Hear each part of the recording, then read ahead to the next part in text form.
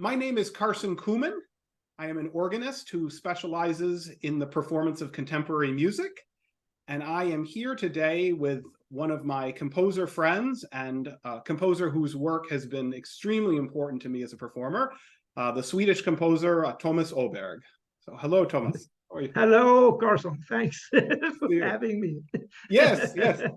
So we thought we'd have just a little conversation about some things primarily related to your organ music. You have written other things as well, although quite a lot of organ music, but we'll focus on the organ pieces and hope some of this might be interesting to performers who are interested in hearing more of your pieces or exploring them themselves as players. So one of the unusual things about your career and activities is that you began at the very beginning really only writing pieces for yourself to play, and it sort of branched out later that others got involved. Can you talk a little bit about your sort of beginnings as an organist and composer in that respect?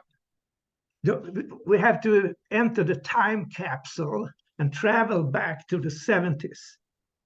You know, the 70s was a very explosive decade in Europe, in Sweden, you know, the 68 movement and all that, and both in political ways, but also in culture. And I wasn't so interested in the political stuff, but culture. It was wonderful to be young in Stockholm during that time. I had the background as a young child, piano lessons. I sang in a boys' choir, so I could play. And I don't remember my generation as especially sporty. We didn't have any hockey moms or like that. Most of my friends, they had piano lessons. We also had music education during grade school. So everybody could play. And that created a special interest for music. And living in Stockholm this period, they must also go back in the time capsule. At this time, we only had 2 public service channels in Sweden. We didn't have any commercial TV, no commercial radio. So it was very boring. So it was very common that people came home from work, they had dinner, they went out to go to concerts. So we had a lot of concerts. Every day you can go to, in every genre, jazz, electroacoustic, organ concerts. So, and I was interested in music, and especially organ concerts. The interesting thing with the 70s is that the organists played much more contemporary music at that time. It was a kind of landmark of the era. So you heard a lot of new music, and I could play, and I listened to the organ and thought, this is interesting. This is a fun instrument. I would like to learn more about it. So I contacted a few organists. This is around 1975, and asked for private lessons. And they said, yes, we can fix that. You can have private lessons. When are you going to start your church music education? They start, no, never. I'm never going to be a church musician. I hate to play hymns. I'm not the talent for it. I just want to learn the instrument because I can play the piano. Show me how the organ works. So it took some time before I found a guy among the so-called freelance organists in Stockholm, in the pool of freelance organists who gave me my first lessons. And Tore Nilsson was his name. He was very important. And another guy who was very important to me was the vicar of St. Jacob's Parish in Stockholm.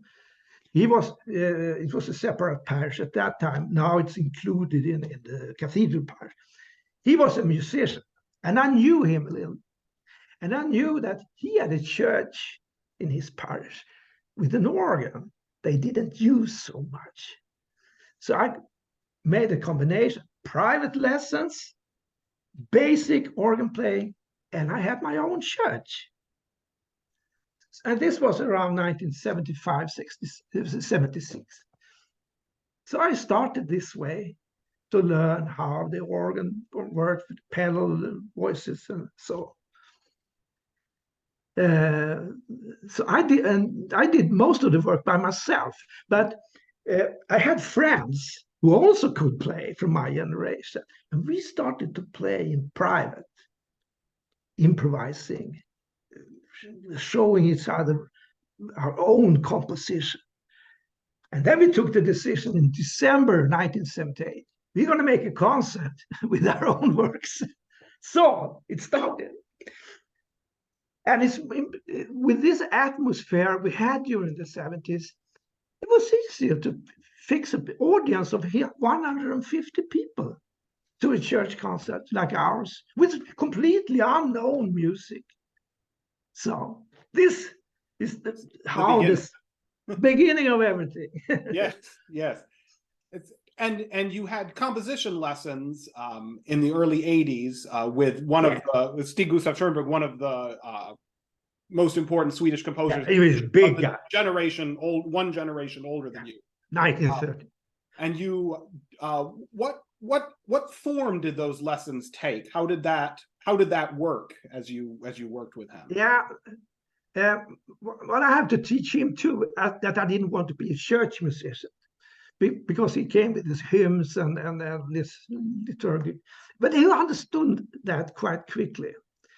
And then I showed special interest for his compositions. Then the real work started.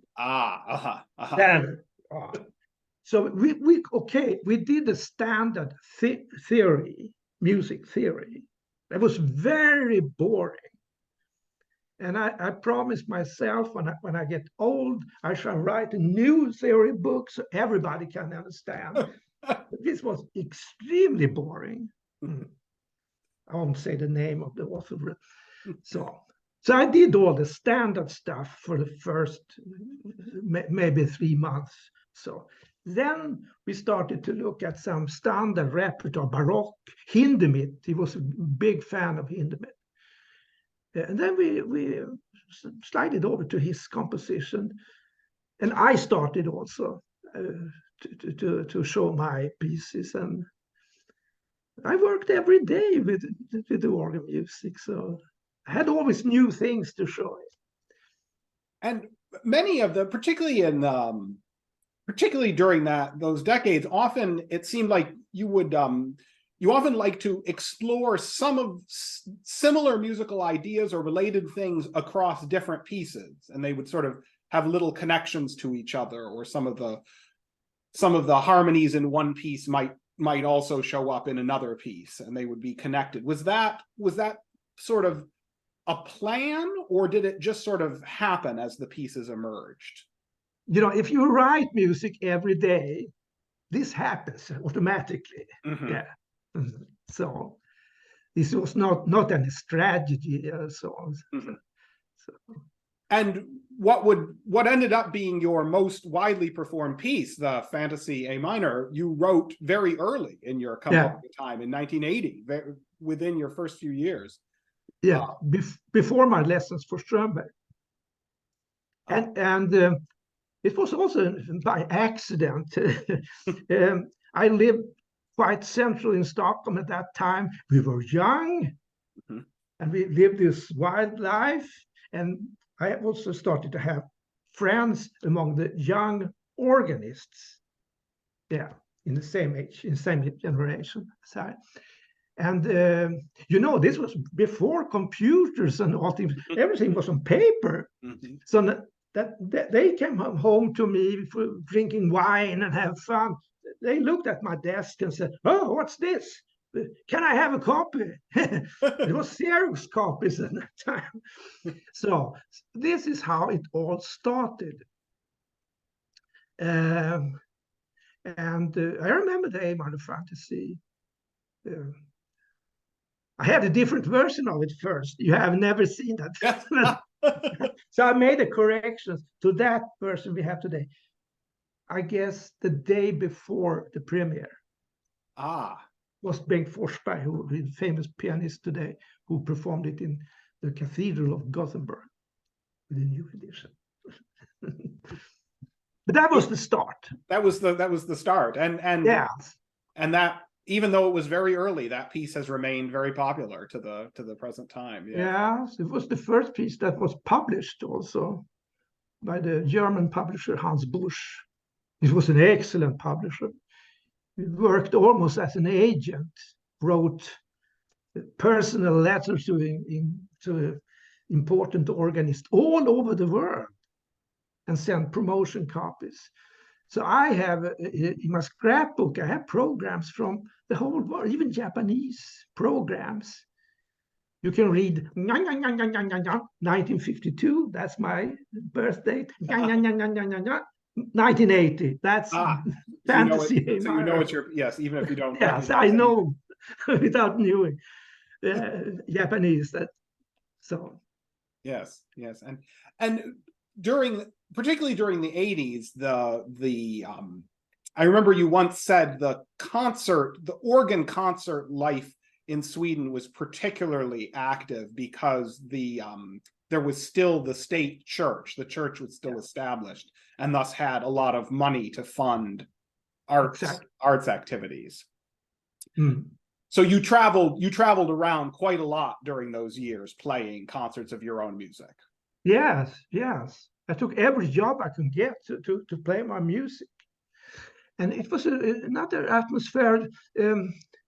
The radio was very good also. We had organ festivals at that time, and the public service radio recorded many of those and broadcasted it during the fall and winter.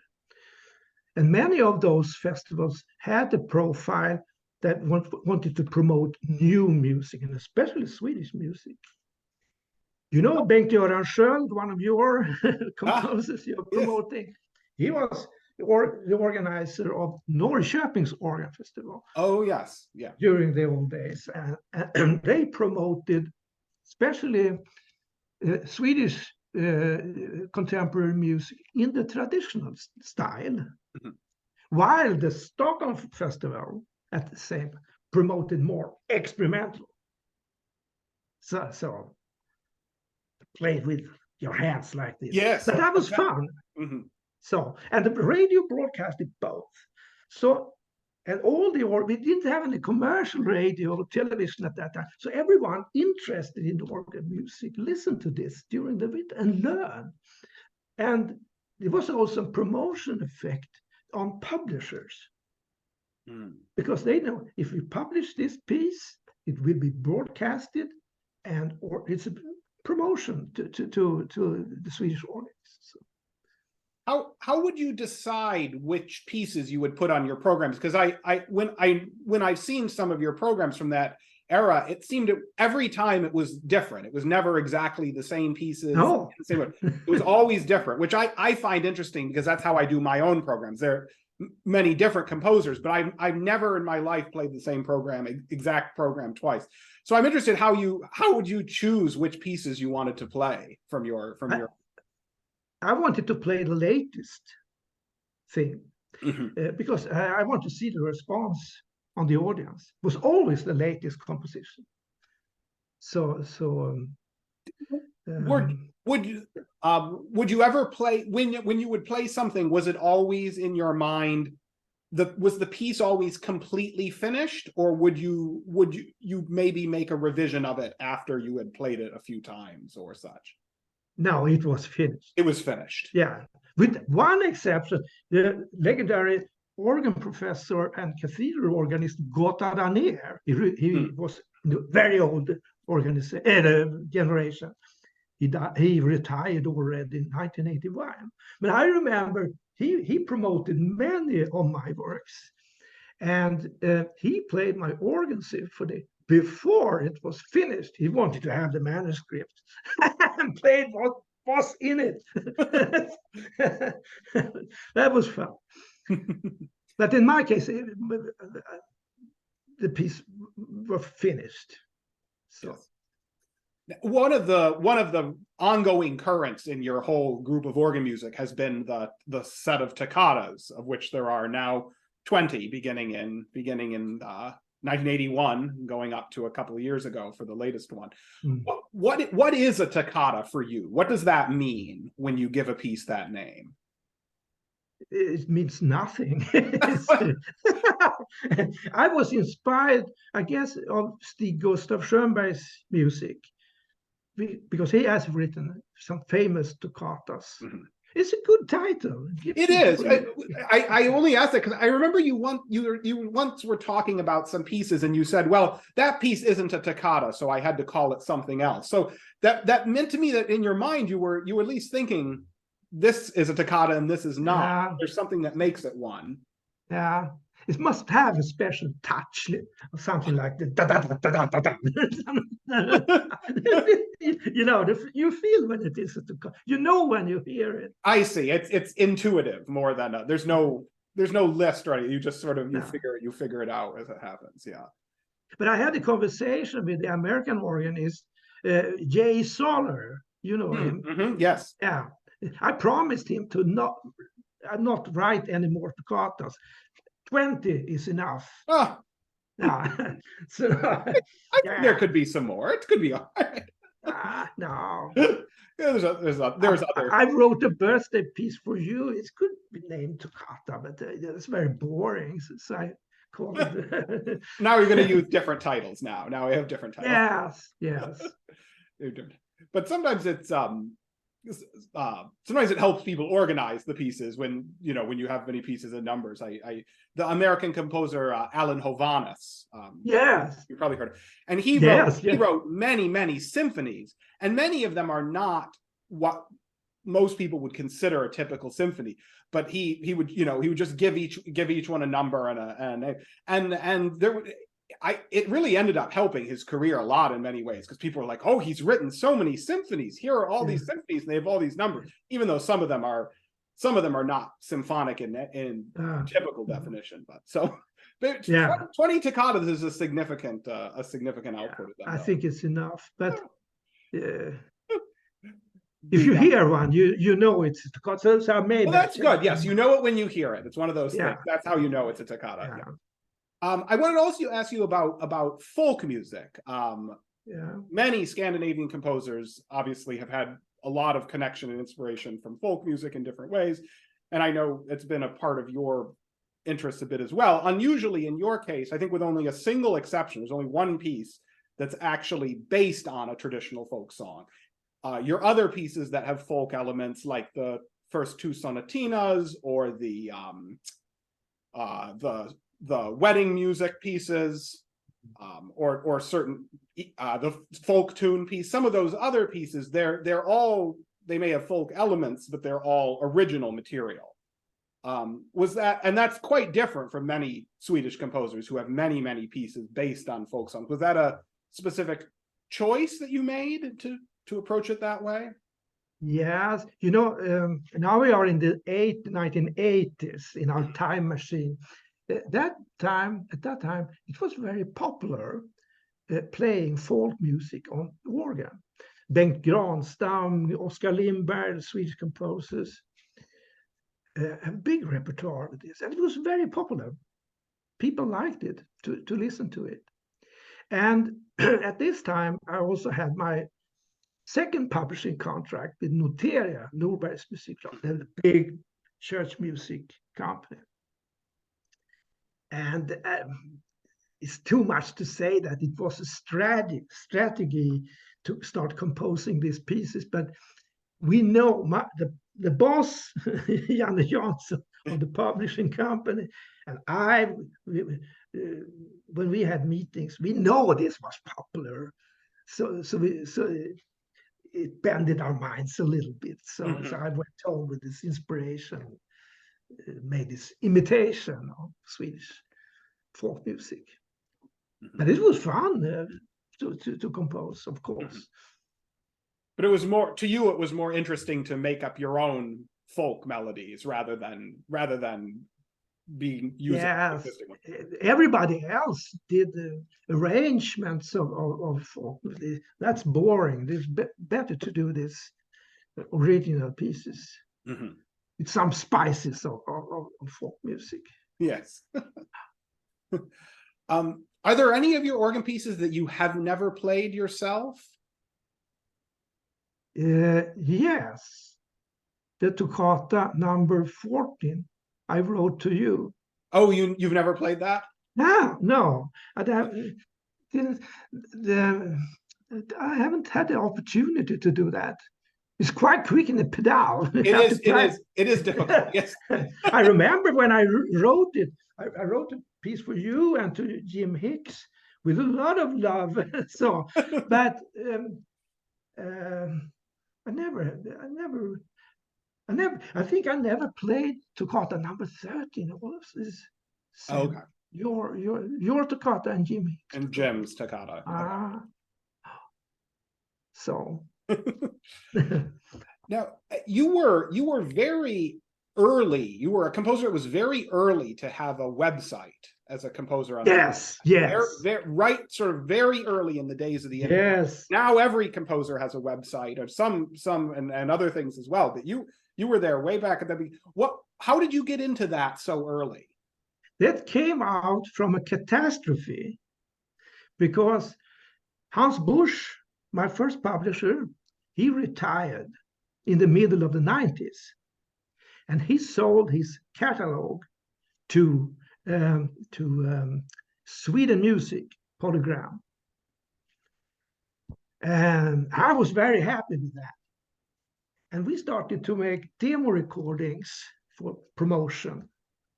I had a very good relation with them, but then Universal Music Publishing, the big dragon in the world of publishers, bought Sweden Music Polygram. And their biggest hit at this time was Barbie Girl. You know that? I'm a Barbie girl. Yes. It's popular now. Right. So you can imagine me sitting at the office of Universal Music Publishing with these artists around them. I sitting with my organ music there. That was not a good relation. But it took some time to fix all this, fix the relation to a healthy relation. And I said to them, we break the relation. You don't want me, and I don't want you. I will want my rights back. But you can fix a website for me so I can use all this music we have recorded as demos on the website. Because else all this job work would have been wasted.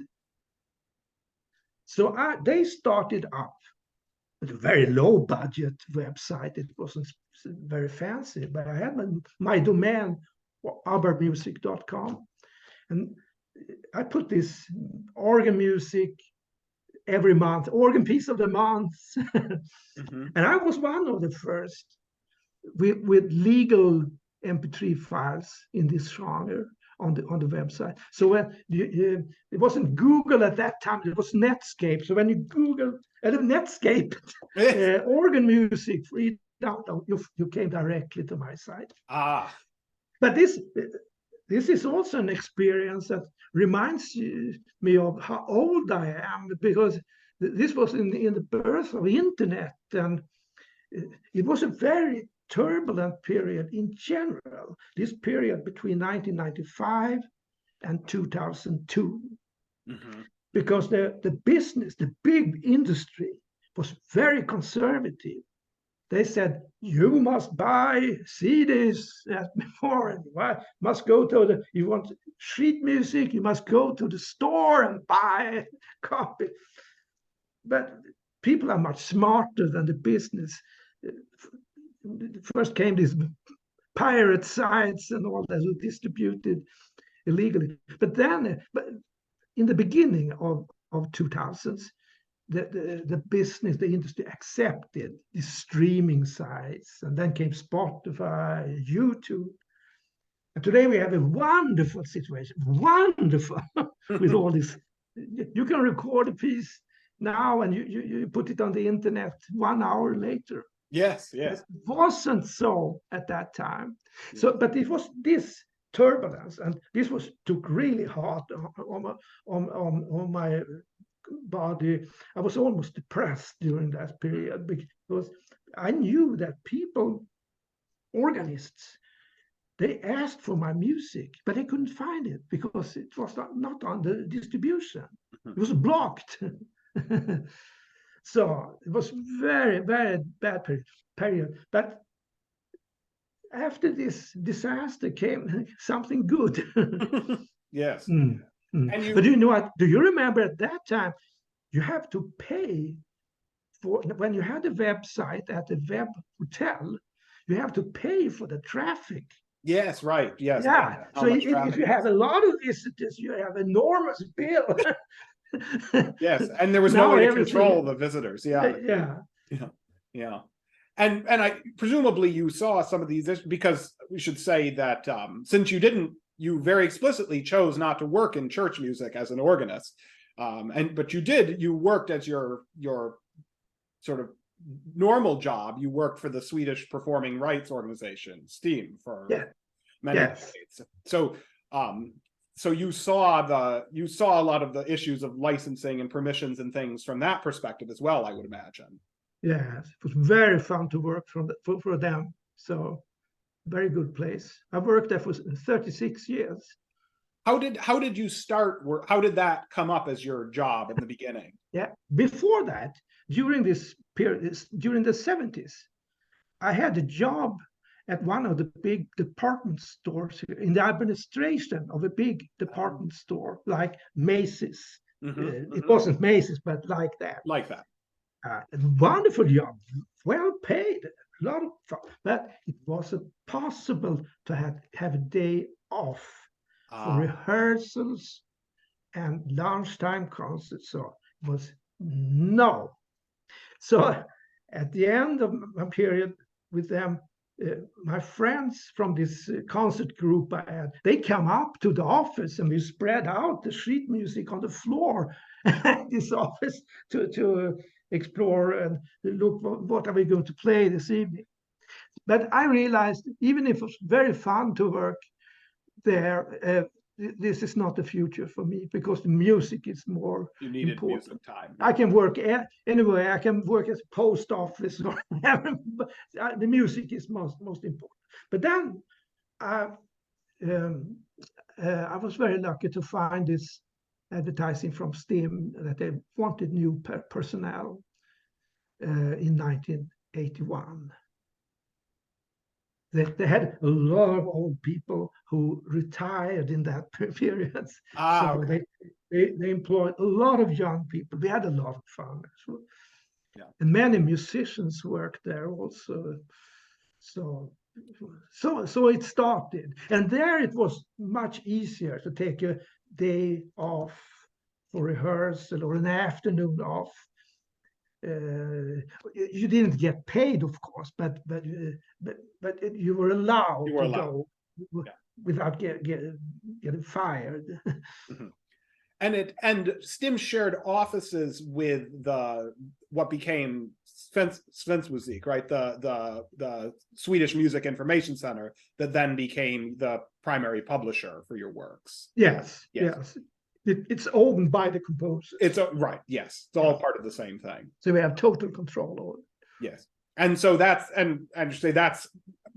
most of your music is now published that way through their catalog. Yes, I still have my catalog with Noteria. With Noteria, right? Of course. Yeah, works between 85 to some of the 80s, 90s, something like that. Yeah. 37 works. Yeah. But the rest is at Swedish Music Information Center. Yeah. Was that did that change its focus over the years, or when you started in the early 80s? Presumably that wasn't as active of a thing in terms of publishing the music. then, since you were publishing in other ways? You mean with Swedish music information? Yes. Was it not as active of a publisher in those days? Well, they were a little bit more active at that time. They went to what you say, exhibitions, festivals, and promote their catalogs and printed stuff. So, but they work very differently in the analog time, you know. Of course. Yeah, paper brochures and all that. But I think it's very good. You are your best promoter yourself today. This is an underground market. Yeah, contemporary organ music. Yes, It's a subgenre. It's a subgenre of subgenres. It is indeed. Yes. So you almost know everyone that works with this today when you are as old as I am. You know all the guys in networking we do. You're part of that. You know these guys. We have the Italians, French people, United States, and so on. Yeah. So. Oh, so I want to ask you certainly to speak as well about you've often used the motto "Feel free, have fun." You've used that as the motto about sort of what you impart to performers when they perform your music. So what does that mean in your conception? What is open? What is not open? What is how? Because it's interesting to just sort of put it out like that. Well, of course, this is from the correspondence with professional organists. So I don't have any vandals who come into my repertoire and destroy Sure. But it's an attractive idea because many organists are very stiff for performing. They want to know everything, exactly registration, tempo.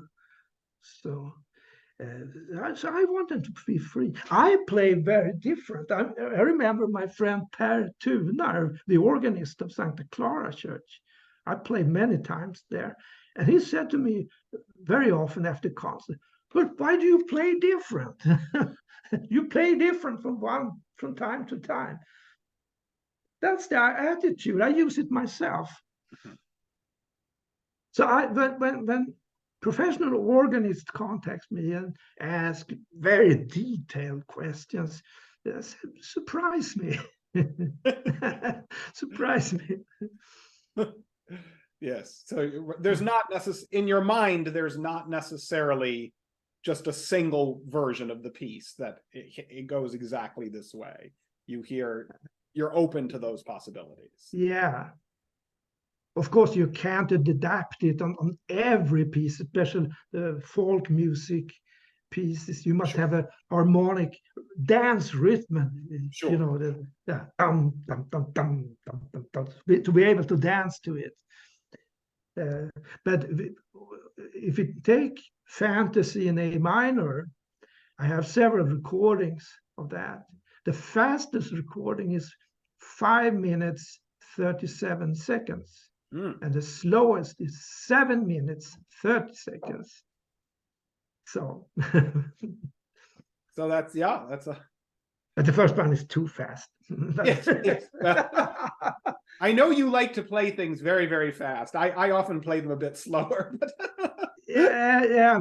You have there's so much wonderful detail in the harmonies and things. I want to hear them. If it goes too fast, then I don't notice it. It's all too quick. Now it's derail. I want to dig into those chords and hear the things that happen. So. Maybe they're nervous sometimes. That you play too fast. I play too fast when I'm nervous. Therefore, it's much more comfortable to record when you sit by yourself in the church. I do that often. Yes, and in recent years, it's been more recording than live concerts. Yes, during the last years. We have so slow organ music market here in Sweden now. We talked about this lovely period during the 70s when it all started.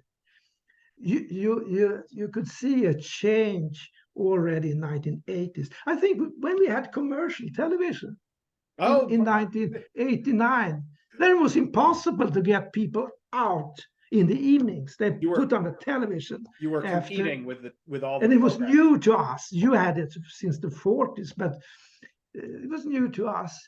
And the organists panicked when they saw the numbers of the audience going down. So they started to play this classic all the time. Vidor's Toccata, number 5, Bach Toccata Fuga, D minor.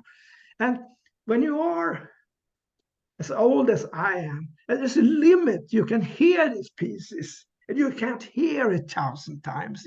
It's terrible. Doesn't mean that it's bad music, but it's like with the Beatles. It's excellent music, but you can't listen to the Beatles now when you're 71. You've heard it 10,000 times already. Mhm. So that's a very boring, and we see this conservative way still Mhm. existing in Sweden. So that's not good. So It's not quite like those decades of the past for the no, pieces. no. And I know But it's not. in recent It's another years, system today. We don't have the radio. Mm. You have to climb in the time capsule to understand.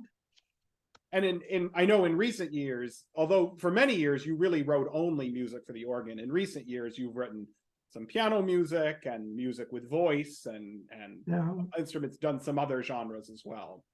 Mm-hmm. You know, music happens by relations. Somebody asks you to do something. It was so from the beginning also, when the guys hang together and drank wine and improvised in the 70s. Mhm. So, but I remember in the early 90s when the cellist Lasse Möllerstedt contacted me. He was a professional cello player. And, hey, Thomas, I've been listening to your music. It would be great to hear them for pieces for organ. So I put the pedal for the cello and the rest for piano. So and it was very good success. Mhm. And then when I started to make vocal music, it was by John Grayson Brown, the American poet. He was one of my big friends, close friends. Yeah. I don't see him so often. Yeah. He lives a very quiet life, but he I remember wrote. you said he had to really convince you to start writing vocal music. Exactly. It's actually You said funny no, story. and then he kept Yeah. pushing. I used to tell it at concerts because it's a funny story. He wrote to me in 1999 and wanted me to put some music to his poems. And I said, thank you so much, Mr. Braff. It's very flattering. But you have written to the wrong composer. I don't write broken music. So a very, very polite letter. I sent it back. And then he came back to me after a few months, but then with a book of poetry.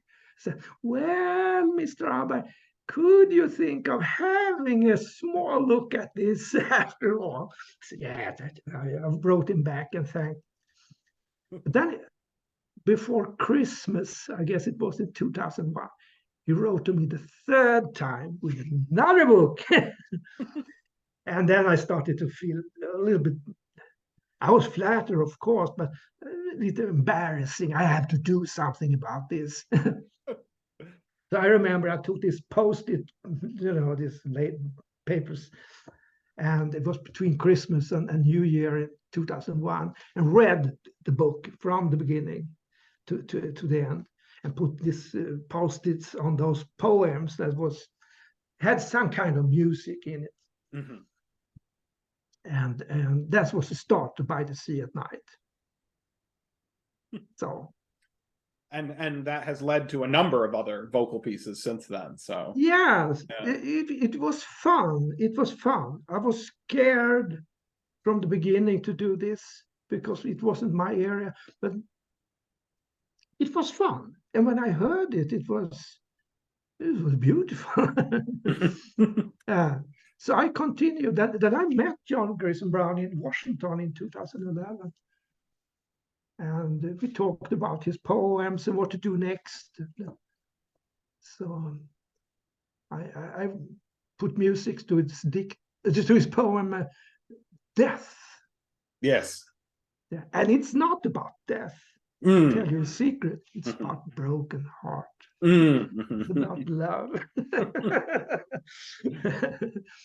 Yeah. So So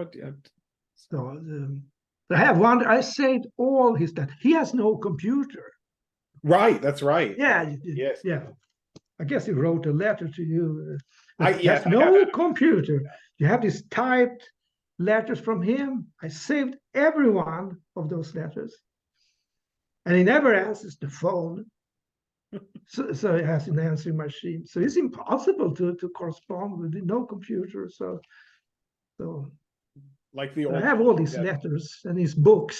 his books. Yes, no, those huge books he publishes, those beautiful books of his poems. Yeah, yeah, yeah. He's a poet that has always liked having his poems set to music. Some poets don't really like it very much. Or in some cases they don't care. They don't. But he really likes when composers set his poems. So. I remember when I worked at STIM, I could use this international register, look for John Grayson Brown, and he was performed by hundreds of composers. Mm-hmm. So, but he works very hard with it. It's like me, feel free, have fun. Yes, yes. Yes, So, leads to a lot of things. it's a very special personality. Oh yes, absolutely, and Yeah. and lots of poems to choose from. So Yes. he has many options. Yes. Well, that's wonderful. Thank you so much. I think this has covered some interesting topics related to your organ music, and I hope that anyone who doesn't know your organ music will explore it further. In the description part of this video, I will put some links to both a longer essay that I've written about your life and work, and also some links to where recordings can be found and to your website, so people will be able to find some more information there. That's wonderful. Thank you so much, dear Carson, for all your friendship and support.